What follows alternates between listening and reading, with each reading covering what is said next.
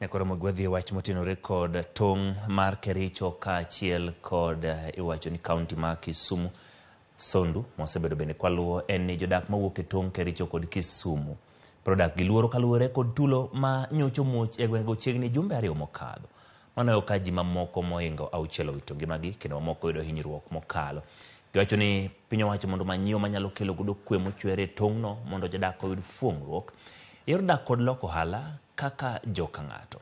Watudre kanyo kod Millicent Adhiambo achiel kachiel mondo omiwa ler kaka Sondu chalo gi lak sechegi. Millicent, erokamano kuom yudo thuolo mar loso kodwa. Sondu en kama osebed ka ing'iyo machiegni jumbe 2 mokadho. Ne kedo bedo e kind jogo magin jodak e dhoudi mago mawuok e gwenge mag Soin, Sigowet kaachiel kod mago mawuok Nyando. Kendo ne ogol chik kod jatend migawo mar arita kwe mano ma iye Kithure Kindiki mondo ne tim lokruok kotenore kod kweth mag apisas mag obila mane rito kanyo kidarogi. Kendo nitie weche mopogore opogore kamoko bende ogol paro mar gero kar yocho ni paro obila migere gwenge mag Sondu. Nyiswa nyaka sani chal nadi, be ji osechako dhi sikul, skunde mane olor, weche mag ohala osebedo kadhi nadi, to jodak gi sani wacho nang'o?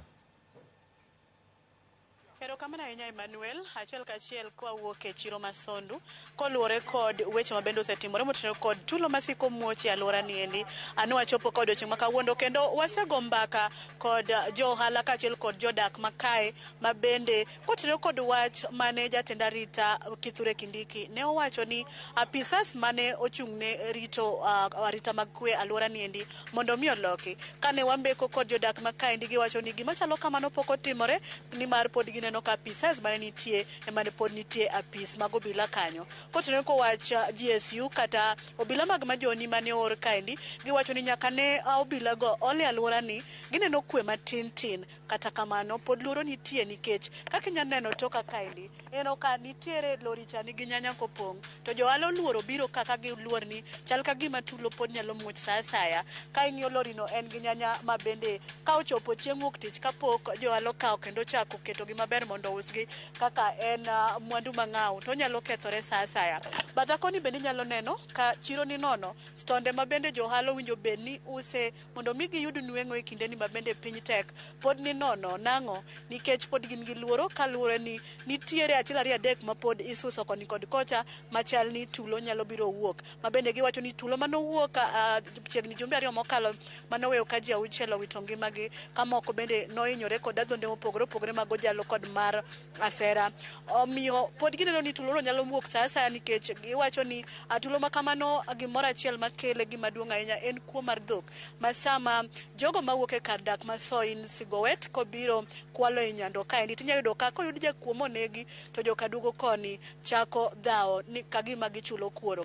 Kopogore gi mano, ne giwacho ni GSU go eko gidwaro kamp, kata kamano nikech apisas mosekete alwora ni endi ok tinegi e yo makare. Gidwa ni kambi mar polis no endi ema duok ket kaka kambi mar jo GSU mondo mi jogo onyal bedo kodgi kaendi seche duto, oluorre kendo ng'ini arita ni kare. Kata kamano giseya ahinya tend kaunti ma Kisumu ka giwacho ni nyaka ne lweny wuok kaendi juma mokalo pok gineno gavana ma Kisumu mondo mi ochopi olos kodgi wang' gi wang', ong'ere tang'o ma onyalo timo kotero e sirikal mamalo kata kowinjore kod gavana ma Kericho gin kaka jotelo machalo kaka president kata jatelo mar kaunti mondo mi gitim mondo kwe obi ka mochwere. Giseye kendo giluonge ni kaber to onena nena yo monyalo biro godo piny, owuo gi jogo morito mondo winja ni to jogi dwaro ang'owa. Bende ne gichwalo kwayo ne jatend arita Kithure Kindiki ka giwacho ni ndalo moro nobiro kaendi, kata kamano ne ok onyalo yudo thuolo mar wuoyo gi jopiny mondo owinj kata one gi wang'e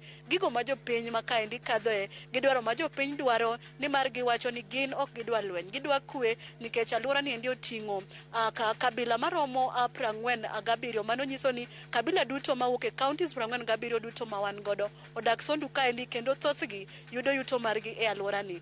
Gikwayo jatend piny mondo mi otudre machiegni kod jatend arita Kithure Kindiki e neno ni tulo ma Sondu otieki kendo nyak kwe mochwere. Gidwa ni gibed kaka joka ng'ato kendo giloki giyud yuto, giyudo kaka nyithindegi nyadhi sikul nikech tulo no endi ne rocho somo e skunde 7 malwora ni makata sani nitie nyithindo madhi timo penj to jonyuol gi luor ni to bende gibo kalo penj. Bang'e no ka duoko mar penjo bro biro to giwacho ni nyithindo kata skunde ma Nyakach kaendi bro bedo ni olware penj to ibro wach ni chal ka gima nyithindo ok tim matek ra jopuonj mok puonji to mago ikelo mana nikech weche tulo malwora ni. Kopogore gi mano bende gi tulo ni endi wawuoyo gi jogo kendo gin kod lit e chunygi ka giwacho ni josiasa man kaka nyalo tieko wach tulo maka kelo gik moko ma bende gisingo koni kod kocha sama ng'ato osetho ka gioro ambulance kata ka gikelo weche sanduku kaachiel kod tent mar iko ng'ama osetho giyango ni mano ok bi chiero joge ma giwito gimany kaka ginyalo bedo piny mondo mi wach tulo masondu orum kabisa. Bende gikwayo jodongo mawuok kor kaluo koni kaachiel kod kor kalang'o mano Kericho kod Kisumu mondo ging'e kaka ginyalo bet nikech gine ma ging'e adieri kuma tong' ma Sondu ogike kata kopo ni en ei Kericho to joluo ng'e ni endi Sondu en mar Kericho to kopo ni en e luo to jo Kericho ng'e ni en e luo mondo jodak ka jodak ong'e ni to wawuotho wachopo kanye to kwa kalo tong' ni ok owinjo wagol lweny kata owinjo wagol lweny. Ka ok kamano gie thuolo ni endi abro dwoko ni e studio mondo wadhi nyime kod medo weche ka bende gie thuolo ni endi achiel kachiel kowuok Sondu oganda ni ka endi gin kod ich wang' de waloso kod kata kamano giwacho ni giol giloso mapile pile to giloso kata gikwayo to onge atua moro mikao manyalo kelo negi kwe kaka gidwaro e dhod chunygi. Ka ok kamano Emmanuel kionge penjo moro amora tadwoko ni e studio mondo idhi nyime kod weche mamedo tucho e mesawa mar keweche. Emmanuel. Millicent, kapok awoyi mondo mi idhi en ni chiro ma Sondu en achiel kuom chiro madongo kendo nitiere ga odiochienge mag chiro luongo ni market days ma Sondu jagapong'. Chakre tulo ma kama en timre chiegni jumbe 2 mokadho. Bende odiochieng mar chiro kata luongo ni market day ma Sondu pong' bende jibiro kaka jibiro ga chon koso odiochienge go bende koro bedo kod rochruok kendo chenro mag ohala ok dhi nyime. Mana kaka naselero ni chien kanyo ni weche chiro ma Sondu en chiro ma bedo ga chieng' wuok tich adek kod tich abich. Kata kamano kotenore kod tulo ma bende nose muoch toke kaendi rochruok osebedo mang'eny kendo nitie kaka jo ala osedar ka bende jogo ma bende loko kaendi modong' no nyalo lero nitie joge ma osedar kendo nitie dukni mathoth en mani ok wanyal olor ma joge gi osedaro dhi kaka Chabera jomoko dhi Katito gi taonde kata chirni machiegni kod kaendi.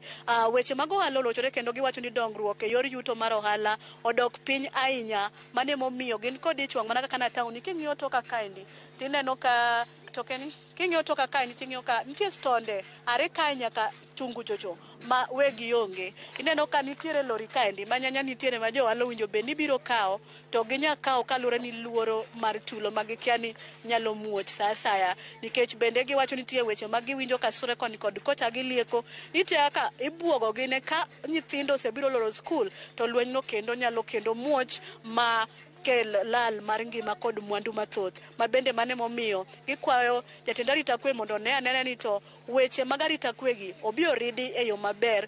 Jo GSU mole alwora kani oneni gitimo luorruok makare e gwenge mondo mi jogo ma inyalo yud ka wuotho gotieno kapango timo gimoro amora motenore kod njore odil godo kaka dwarore. Ka kamano tadwoko ni studio ageno na dwoko penjo mari.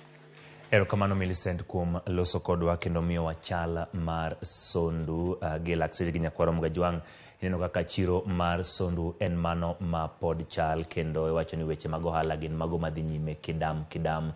Kata kamano geno pod nitie ni kwe bro beti ahinya to kinde ni ma nyithindo ikore matimo penj maduong' mar klas 8 mano penj ma itimo odiochieng' ma itimo juma manyien.